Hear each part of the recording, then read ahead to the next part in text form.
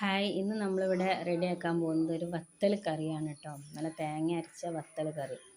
അതിന് നമുക്ക് ആദ്യം വേണ്ടത് തക്കാളി, പച്ചമുളക്, ഇഞ്ചി വെളുത്തുള്ളി പേസ്റ്റ്.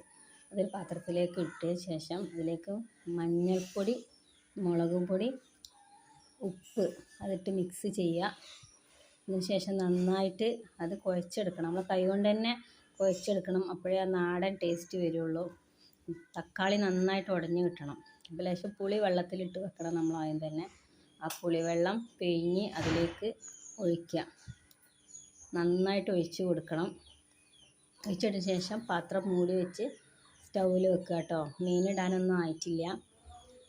ഇവിടെ വെളിച്ചത്തിൻ്റെ ഒരു കുറവുണ്ട്, രാവിലെയാണ്, അതുകൊണ്ടാണ് ക്ലിയർ കുറവ്. പിന്നെ അതിലേക്ക് ആവശ്യത്തിന് തേങ്ങ ചിരകി എടുക്കണം. ഞാൻ ഒരു മുറി തേങ്ങയാണ് കേട്ടോ എടുത്തത്.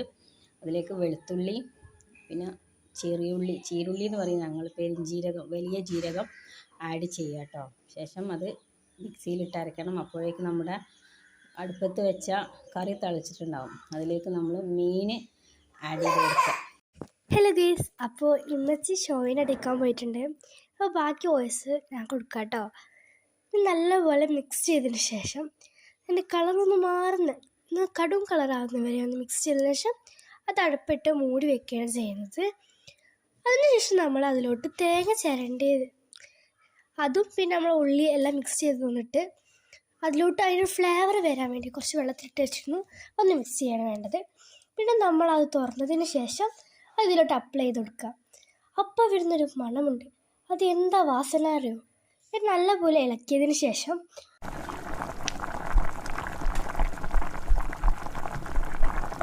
പിന്നെ അതിലോട്ട് നല്ല അടിപൊളി ഫ്രഷ് കരിവേപ്പില ഇടാണ് ചെയ്യുന്നത്. പിന്നെ അമ്മച്ചിക്ക് ഒരു ഇമോഷണൽ അറ്റാച്ച്മെൻ്റ് ഉള്ള ഒരു ചട്ടിയാണ്. ഇതിന് ഏകദേശം 11 വയസ്സുണ്ടാവും.